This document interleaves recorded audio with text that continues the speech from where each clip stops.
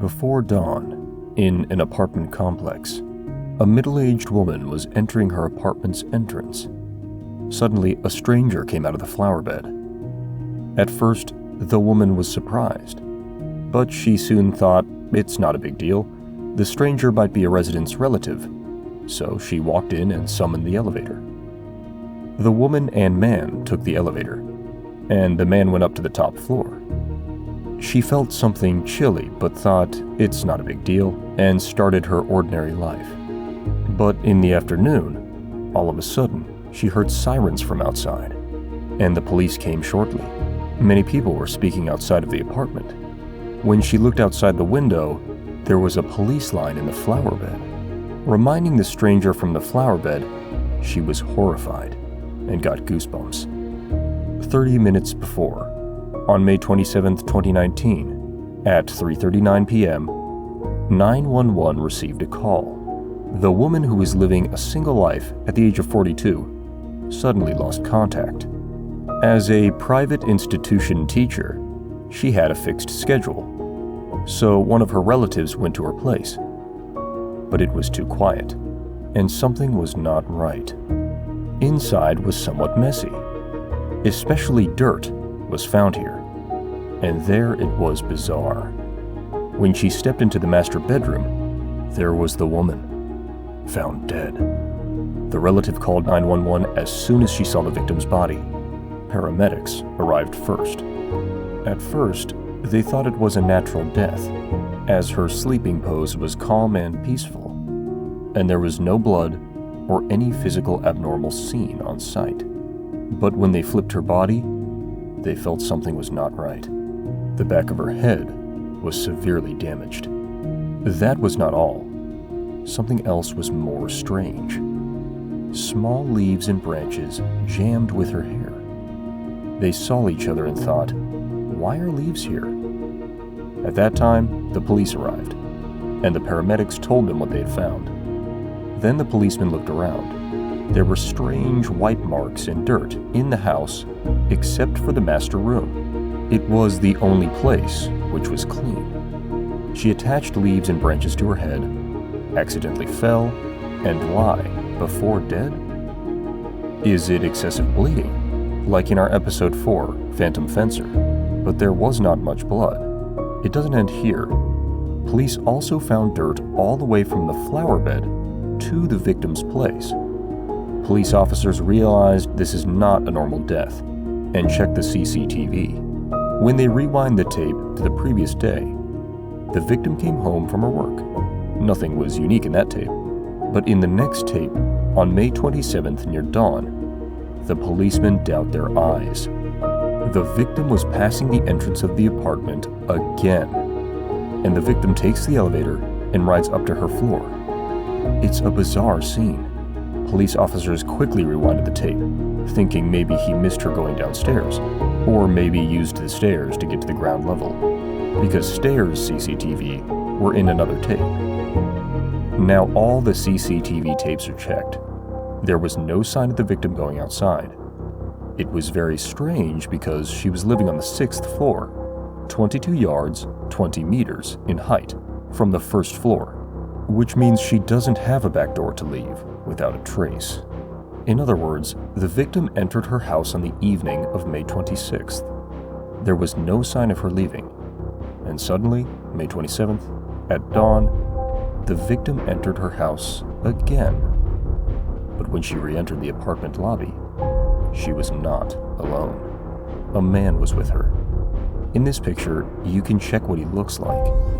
He's using a white towel like a hood, covering his face, and he's wearing a cap and purple long-sleeve shirt. We feel odd and wondering who that man is, and so did the police. Now their eyes are fixed on that man. But 45 minutes later, the man left the apartment alone, and the victim was found dead by a relative. Then obviously this man is the most suspicious suspect at this moment. However, the police could not find the moment that he enters the apartment. They felt weird. Maybe the second woman on the CCTV is her twins. Police immediately searched her family relations with her social security number. But they were wrong. She was the only daughter. Then those two women are the same person. How could she not get out and be outside? And how did they meet and went inside together? It's very confusing. Maybe CCTV was off for a few minutes.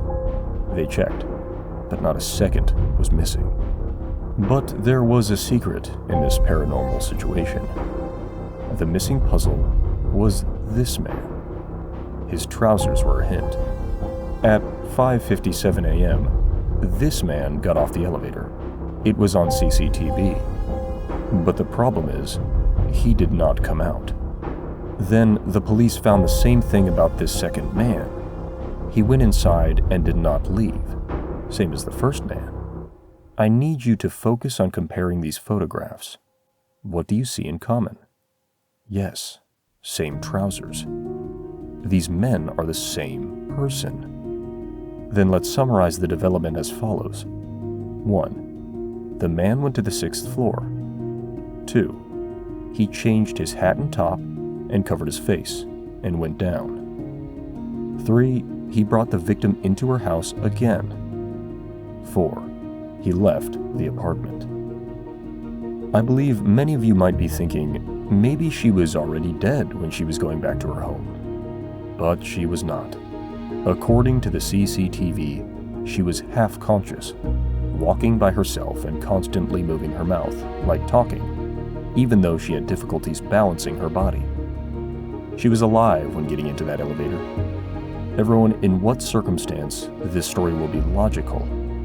Let's sketch again from the beginning. Those two men are revealed as a single person. The victim was in her house on the night of May 26th. On May 27th, 5:57 a.m., this man went inside her house, and then something happened in the house. After some time, the man changed his clothes and went down to ground level. The victim was down there. He took her back to her place. She was alive when she went back home. After some time, the man left, and the victim died. She used neither stairs nor elevators. She went down by another way. The only possible explanation is that she fell from her home. And as police found on CCTV that she was having difficulties with balancing her body, it is more rational that she was not drunk, but falls from the 6th floor. Later, CSI confirmed that she had no alcohol in her blood. Next, there are 3 possibilities of fall in this case. Firstly, under her intention, without physical and psychological pressure. Secondly, she jumped under her intention to escape from his threat. Thirdly, someone threw or pushed her to fall. And those possibilities are all related to this man, with circumstantial evidence. Because on CCTV, this man brought the wounded victim from outside. Well, this was a problem. With our common sense, if we find somebody badly hurt or fell, we check her and call 911. But it is very odd that this man just brought her back to her house. Considering it was dawn, then there is a high chance that he is an acquaintance. In other words, the victim may know this man, so that's why she opened the door for him even before dawn. The police caught him within just 3 hours after the 911 call and interrogated him. The victim was engaged with the man's colleague. Then that stranger is the victim's fiancé. No, he's not. It was her future groom's colleague, which means the person she knew. The stranger was Mr. Jeong, age 36 at that time. They knew each other. Back to Jeong's interrogation. The detectives asked Jeong whether he killed the victim, and Jeong denies. Then the detective put 2 photos of Jeong wearing different clothing. Jeong, this is you going in, and there you are, covering your face and leaving. He is not me. For what reason are you saying that? Maybe some of you with extraordinary observation felt something weird when you compared those 2 photos. Because the man with a towel on his head has a slightly thicker upper body compared to the man with the red cap. But the detectives requested quick forensics and found out that the towel guy wears extra clothing on his original clothes. So there is a very high possibility that those two men are the same person. Detectives continued the interrogation and found his movement between May 26th and 27th. On the evening of May 26th, Jiang had a drinking party in a studio with 5 colleagues, including the victim's fiancée. He waited until everyone falls asleep. After that, he went directly to the victim's house and committed the crime. CSI report shows the cause of death was manual strangulation. It's not because of wounds. Because branches made the wounds while she was falling, those wounds were not fatal. The cause of death is asphyxiation due to neck compression by manual strangulation. It means that someone strangled her to death, someone intentionally murdered her. If so, the last person confirmed in that house is the prime suspect, which is this man. Okay, then the question is, why? When we see this in a comprehensive meaning, it could be caused by resentment, foolish passion, or sex crime. But in this case, it's not a matter of passion nor resentment. Because they knew each other already, 6 months ago, her fiancé invited his colleagues to her house. Then there is only one left. Now it is a high chance to be a sex crime. And evidence related to sexual assault is being found. To shorten the story, Jiang committed a crime, and then he took her upstairs, and then strangled her and caused her death. There were announcements from CSI, movement route, crime scene evidence, and even CCTV. Finally, in the third interrogation, Jiang admits the accusation about sexual assault. Jiang said, "I was drunk. I was just trying to have a sexual relationship, but she voluntarily jumped out." Of course, this is Jiang's statement. Jiang rang the doorbell. Miss A asked, "Who is it?" Jiang said, "Hey, it's me, Jiang." Miss A asked, "Why are you here?" Then Jiang told her, "Your fiancé has an urgent problem." She knows Jiang, and the time was around 6 a.m., so she thought, okay, and opened the door. But after Jiang entered the house, the air was strange, a little bit tense. So she made a cup of coffee for Jiang. After that, Jiang strangled her for sexual assault. At that time, she passes out, so Jiang had some time to drink a glass of water, but she woke up. And Jiang made a statement that the victim voluntarily jumped out of the window, and then Jiang went down to the first floor to get away, but he accidentally saw that she was still alive. After that, he took her back to her apartment, committed a sex crime, and murdered her. These are all Jiang's words. Wait a minute, something doesn't make sense to us. I believe we are thinking the same thing. Firstly, Jiang went to A's apartment for sexual assault. He did not commit the crime, he just tried, and she jumped out? This is weird because it was on the 6th floor. According to the statement, the victim, Miss A, was on the couch, and Jiang was drinking water near the refrigerator, and A started to run to the window. Let's think a little deeper about this. If you are in her position, you pass out briefly and just regain consciousness, and you are on the 6th floor, you have 3 options. 1. Run to the front door. 2. Get inside a room and scream or call for help. 3. Run to the window and fall from the 6th floor. Those number of cases, which do you think is the most rational one? The credibility of Jiang's statement is questionable. Secondly, Jiang says he drank too much, so this is an accidental crime. This is also weird. We sense that he is well prepared because if he was drunk, he could not remember well or be very emotional, accidentally looking for pleasure. But in his house, he made everyone drunk, made them sleep, and then he moved to Mrs. A's apartment. When entering her apartment, he did not stagger a bit, and he disguised himself after A fell from the 6th floor. He knew that his face must not be exposed.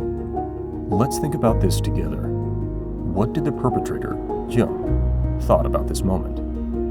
The number of cases is divided into 3. 1. If the victim is dead, run away. 2. If the victim is still alive, kill her on sight and make it look like a suicide. 3.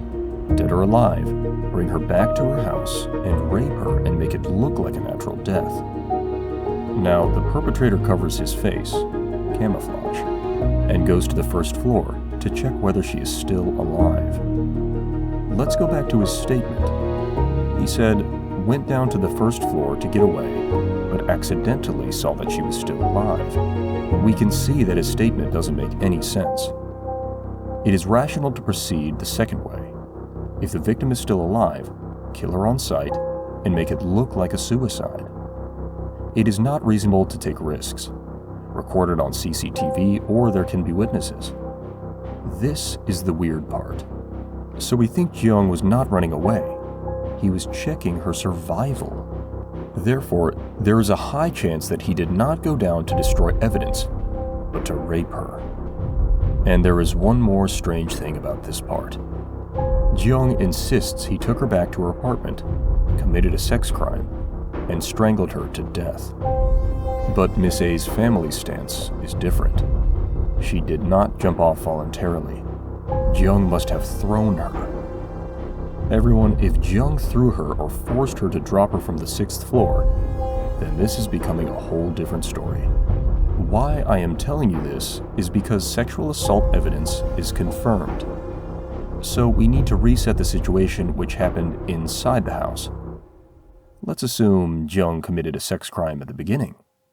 After that, Jeong had a bad feeling that she could report to the police and send him to prison. So, he made her fall from the 6th floor. Jeong thought she was dead, so he only covered his face and went down to the 1st floor. But the victim was not dead, and she knows his face. If he did not take her for sexual assault, but murder, this is a completely different story. In this story, his primary purpose was to rape, and after rape, he committed murder and check again, a confirmed kill. So when we look at this part, A's family's opinion is more rational and systematic. In an accusation of rape and murder, Jeong was sentenced to life. There is a behind story. Jeong was an ex-convict. In 2001, 18 years before this crime, he committed rape and injury. But the court considered that he was a first-time offender and regret his charges. Jeong was sentenced to 3 years in prison with 5 years of probation. He was released. During the probation period, he assaulted another. This time, he was sentenced to 1.5 years in prison, served half of his time, and released on parole. In November 2007, he committed another rape and injury charge, sentenced for 5 years in prison, and served. In September 2012, he finished his time. But in February 2013, just after 5 months, he committed a sex crime again and was sentenced to 5 years. And on that trial, Jeong was sentenced to wear tracking devices for 5 years and release his information for 10 years. Everyone, let's connect Jeong's crimes. Rape and injury. This means if Jeong rapes someone, he will assault her. He can't control his sexual urge. Jeong is a repeat offender, but he was always treated as if he was a first offender. Significantly, the sex crime in 2013 was against 2 barmaids. Considering the guards in the bar, he was out of control. He does not care anything when he feels the sexual impulse. In 2013, the prosecutor requested chemical castration on Jeong because of his criminal record and dangerousness. The court summoned the psychiatrist who analyzed Jeong and asked him whether Jeong had sexual perversion or not. The psychiatrist reported that Jeong had impulse control disorder. The court overruled chemical castration on Jeong because when he looked at the psychiatrist's opinion, he did not write about sexual perversion. The prosecutor is likely to make assumptions based on Jeong's crimes. Anyone can easily manipulate psychoanalysis by lying to a psychiatrist. If Jung feels a strong sexual urge once a week, but he can say, "I don't feel a strong sexual urge, just a little desire," then what can the psychiatrist write in an official report? Jung has low sexual urge compared to others. If the court, the judge, sentenced chemical castration, the victim, Miss A, could have been married to her fiancé and live happily ever after. Who made this tragedy? Is it Jung or the court? What do you think?